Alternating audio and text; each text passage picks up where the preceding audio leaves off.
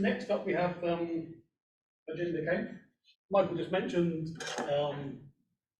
this is a new or developing AI-based tool to assist with marking called Graide. So we're very interested to hear about a specific way that AI might help us in our work.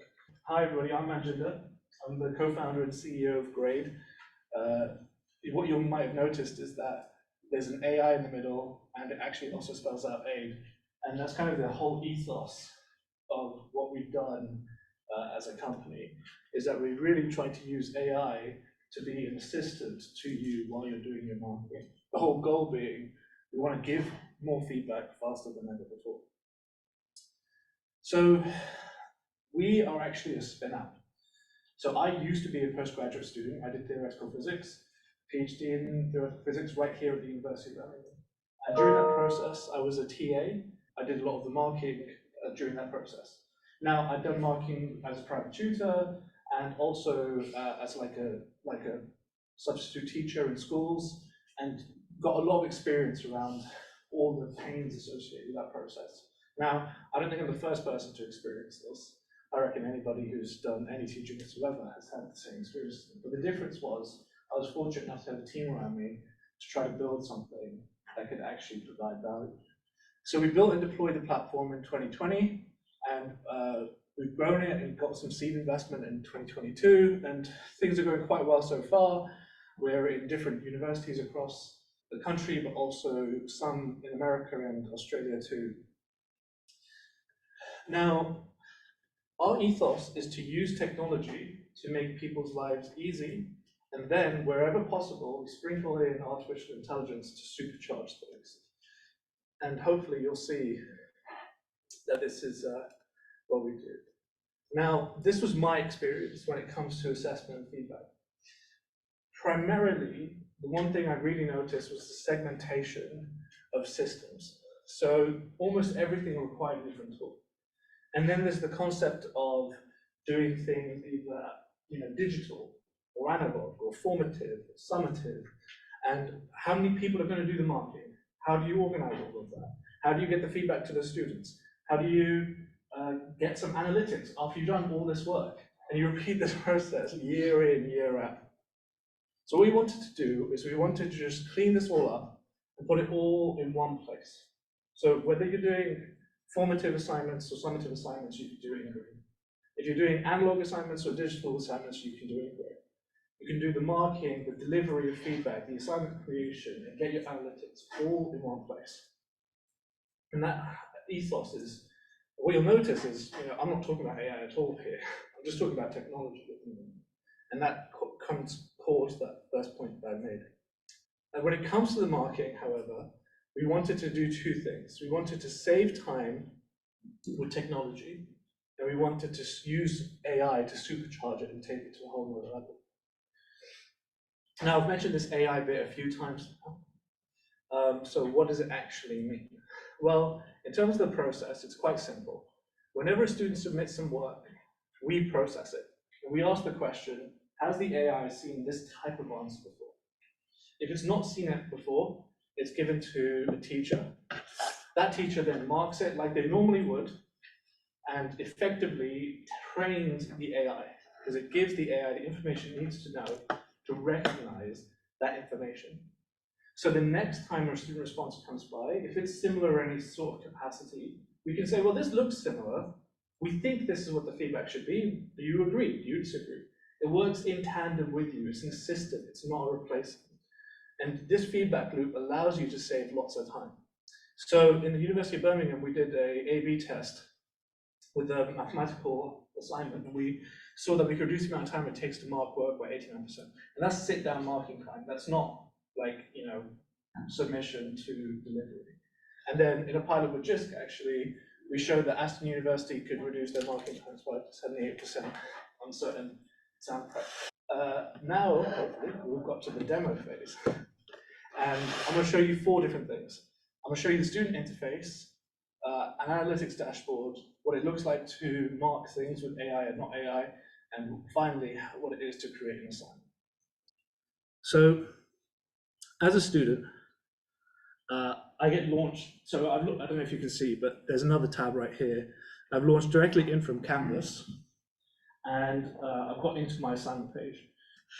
I can see how much time I have left. I can see details like the number of attempts I have. In this case, lucky me, I have an infinite number of attempts, deadlines, all that sort of good stuff. Now this assignment's a little bit, oh yeah.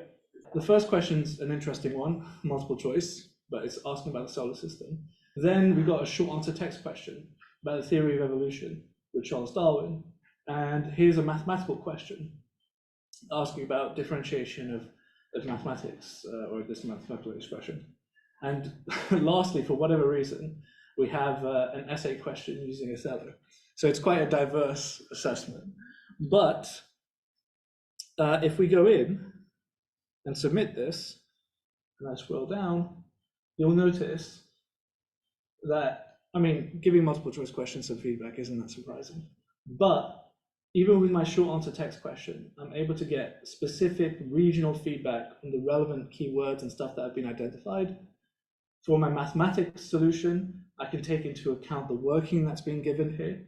And even from our essay question here, I'm able to get specific feedback with the range and spine points. And as a student, this is a dream scenario. I'm able to get formative feedback like that, you know? And I can take any issues that I might have, I can reattempt them, and I can get better. I have many more attempts at formative exercise before a high stakes exam. So I think the natural question is, how do we do this, right? Is it actually magic? The answer is no, it's not actually magic, it's AI. But, so the first thing I'm gonna do is I'm actually gonna show you what the marking interface looks like. And remember how I said there are two components.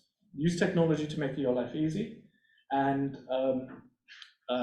then use AI to make your life even easier. So the first thing I'm going to show you is non-AI stuff. So this here is the marking interface. This is an exam script which has been scanned in. This can be scanned in either by the student if it's some coursework or homework-based assignment, or if it's an exam, we have a system which allows you to tag the front cover of a booklet, snip off the edges, and then upload, you know, a few thousand-page PDFs, and we can organize and collect those corresponding to your learning management system. And if I had this thing in front of me, as an educator, what I would do is I would take a red pen or a green pen, I would circle the areas that were incorrect, and I would annotate my feedback in the small amounts of margin space that I still had available. So what we wanted to do is we wanted to replicate this process. So as you can see, all I need to do is like draw a box over the bit that I need to give feedback to and simply click and give it that feedback. And if I want to delete that feedback, I just need to press this X button. You'll see at the top here, the marks are automatically added up for me. I know that sounds like a really small thing, but if you're going through hundreds of papers and it takes you 30 seconds to a minute for each student, it really does add up quite a bit of time. But the magic actually happens in this, the left side of the table, which is the rubric, or what we actually call it a feedback scheme. So every single piece of marking has an associated bit of feedback, which incentivizes you naturally to give feedback as you're going. But on top of that, this rubric is shared amongst all of the markers. So if you're giving feedback as a team, you all have a single source of truth. So if I add an item to this, everybody else can see it. If we edit an item, it edits for everybody. In fact, if I edit an item in this table, it edits for every single student as well, which means it's much easier to moderate and much easier to stay consistent. The same goes for essays and reports. Again, this is without any artificial intelligence. One of the things we noticed is that most essay style rubrics are quite big. And learning management systems and tools like that incentivize you to write less, because the less you write, the more you can see. But when you're marking, you actually have a mental model for what the rubric should be. So what we did is we collapsed all this so you can see everything. But when you're giving the feedback, the students see exactly what ranges they sit between and what feedback they need to give. But if you want to see more detail, you can just expand it out and see the detail. Or if you want to, again, see even more detail, you can look at the full detail rubric, which you don't need to do that often. And I guess all of this speeds you up. So we've actually done testing without any AI, and we're able to save people approximately 50 to 70%, depending on the types of assignments that they do, just because it's easy to use, and we're doing all the tech stuff for you. In terms of the AI side of things, how does that work? Well, again, we really wanted to make things quite easy. So I'll go back a question here. You'll see there's a digital response. I can highlight and give feedback to different regions. I can select regions. And all I need to do is click on the relevant feedback. Now, I've done this for 3 scripts here, but by the 4th one, the AI has learned and it's highlighting me suggestions based on my feedback. This feedback is trained just on this question, not any others. So there's no contaminations, there's no issues of bias or anything like that. And it's an assistant. It doesn't tell you what the feedback should be, it tells you what it thinks. It even tells you how confident it is. So if for whatever reason it's incorrect, all you have to do is delete it, update the feedback, and it will update in real time. And this works for short answer text as well, which I showed earlier. It takes a little bit longer for text because there's less structure. Well, mathematics has more structure, I guess. But this one took 10 responses. Essays are currently in beta, but I thought I'd show you anyway because it's exciting. And then in terms of analytics, so you'll notice here is that this is a very rudimentary table, but these tags here are tags based on the feedback that I was giving, and these tags are completely custom. So if they have any learning outcomes or anything like that, you just add those tags in. You can edit those tags in the future, and you get an aggregate picture of how things occur. And on top of that, when you have enough data, and if people have actually done all the marking, because I appreciate that there's a lot of marking that hasn't been done up there, you'd have a grades histogram here as well. And we're updating the analytics page to have more global analytics, like grades over time and deep diving into particular students' issues, so you can work out what issues they might have, and doing things like working out the time between submission and how that affects grades and all that sort of good stuff. So that is me. It's meant to be a 20-minute presentation, right? So in that case, I've just about done it in time. Do we have any questions? Yes. You're obviously doing pilots with various universities so far. Yep. What sort of positive and negative feedback do you get from staff who have been using it? The most positive feedback we get is the usability of the platform. Everybody says it's incredibly easy to use and easy to learn. In terms of constructive feedback, in the past, we've got constructive feedback about the kind of effectiveness or the applicability of the AI in different spaces. So the pilot that we did with JISC highlighted this in certain different areas. And since then, as you can see, we've developed those areas. So we didn't have the ability to mark short answer text when we did that pilot, but we now do, and similarly with essays. Sort of relates to that. I can't speak to the AI part, but I used this for my second year course last year, which has got 550, and this year I marked it in person. And I give you a big head, but it was an amazing system. It must have saved me tens of hours of work, which this year we didn't use, and it was like hell on earth. Because you got 550 scripts. I mean, it turns out after you build about 10 or 12 responses, I'm only using the same ones over and over again. I think we had some issue with how we were scanning it in. I mean, in terms of there were some just fundamental technical things of getting the scanner and it not messing up. Some students did their own uploading, and they uploaded, a JPEG that was sort of 4 kilobytes big. So there were some little things. But in general, so on the positive, I would strongly try to ask our department safely, and then Thank you. What does it do on recognising different handwriting? Great question. Doing that? And what happens with some students are very good and they put their answer down the page. Others sort of go around the edges and it sort of moves around a bit and it's, you've got to decipher it. How does it Yes. work on that? That's a fantastic question. So one of the things I didn't highlight there is that there's a layer that if you want to access the AI, the answer has to be in a digital format. So at the moment, the AI is used primarily in a formative setting, where students have access to the platform. And the question is, how do they input their answer as effectively as possible? We use optical character recognition, handwriting recognition, and I like to think we have a very nice interface to type in your mathematical expressions because it's very intuitive. All of that means that things are quite easy to put into the platform. So again, highlighting the GISC study, when we did it with Kent, the students answered relatively positively, having used it for the first time with no additional training, that they could input their answers easily. Other than the odd students who needed a little bit of extra. So that's how we do that. What we're working on right now, so in terms of the messiness of answers, because a student has an approval space to edit and all that sort of stuff, they get in a format that they're happy with before they submit it. So that's dealt with. What we are working on right now is having like a double layer system. So we show you the image and then we convert it in the background, and we do the AI on the digital version, and then we show you what we think the feedback should be. And then we are dealing with those problems that you've highlighted, really, basically, is working out what the best regions are to define and dealing with non-linear work, I guess. But yeah, it's definitely, it's a work in progress. I've got one. Yeah.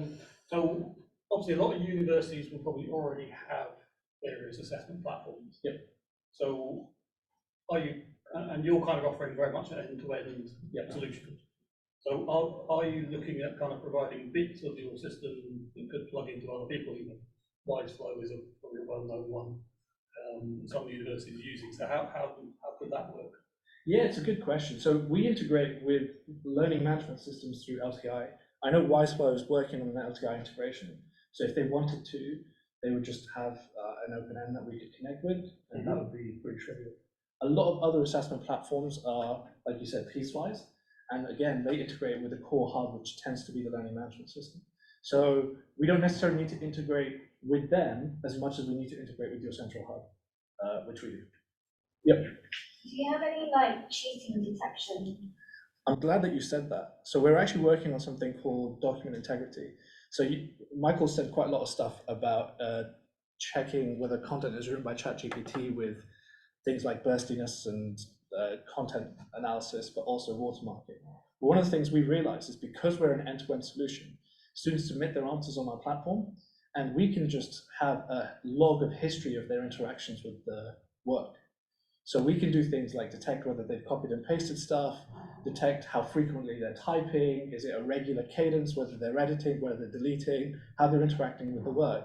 And because we have a pretty substantial set of data already, have a pretty good understanding as to whether that interaction with that document is genuine. What I'm thinking is previously I've done some marking and you can see like several students have pretty much the same mistake, and then you can figure out, oh, they must be cheating. So you compare some of their other answers and they've answered in exactly the same way. Yeah, so one of the things you can do is you could tag a piece of feedback with query like academic integrity or something, and because it will recognize the similarities, it's going to be able to suggest that feedback. But then also there's a balance, right? Because if people are making the same mistakes, getting it wrong, if it's a weird way that like they've never used before, it's obvious. But if it's a way that they've been taught but they've been mishandling that technique, then they might not be cheating. So we can identify similarities, but we can't identify whether they're cheating because that's based on the educator, which is a level above which we don't teach. And related to that, well, this tagging line and analysis. Again, when you've got a large number of scripts, you do it over a long time period. So it's about tagging. This is a bit of a weird way of doing it. So let's see, I'll mark it there, and then I can quickly go back to when I've marked V100 and see either that is weird, Google it and find that someone has put something out online and find that, or just go back to it and go, actually, no, they were fine. So just tagging things. I can ask an ethics question. Then I'll come to you. So we've typically had a real challenge when we wanted to use new software in getting it through the university IT approval processes. Yeah. Where our IT department wants to test run it for like a year before they will go near integrating it with our learning management system. How are you getting around that? Each university is different. So in our experience, what people are amenable to is some type of phase one or pilot rollout, where it's integrated into some type of safe space, rather than maybe the core system. And then a couple of assignments are done through that process with some people who opt in. And then once that process goes through and people have approved it, which we usually define some success criteria as to what people want, quality feedback, that sort of thing. Measure that all, and then once that's ready, we can deploy fully. That tends to be our experience. So whilst we're just seeing a bit of one come through, on the kind of ethics side of it, so I know that UCL, for example, have said we're not using AI cheat detection because it's a black box, we don't know how it works, and therefore we're not willing to accuse our students on the basis of something that we have no visibility of. Yep. So how do you think tools can help, but still deal with that ethical side? Incredibly important. So there's a guidance that's been released by the UK government recently on the education space and how they want to be dealing with AI within education. And a couple of key pillars that they've highlighted are things like explainability, transparency, auditability, the ability to have the human in the loop. And we've developed this AI with that in mind. It's not a black box. We have explainability because we don't use neural networks. So that was very, very important to us. Because you're dealing with people's assessment and feedback. It's like one of the most important things in the entire chain. Okay, that's really good, because I think that's probably one of the biggest challenges for all educators is the ethical side of the tools that we use. So as you say, we need transparency to be able to take these tools on board. Okay, if there's no questions coming through online, then thank you very much for your talk. Again, it's been very useful to see something that's in development and taking those kind of issues into account. So thank you very much. Thank you.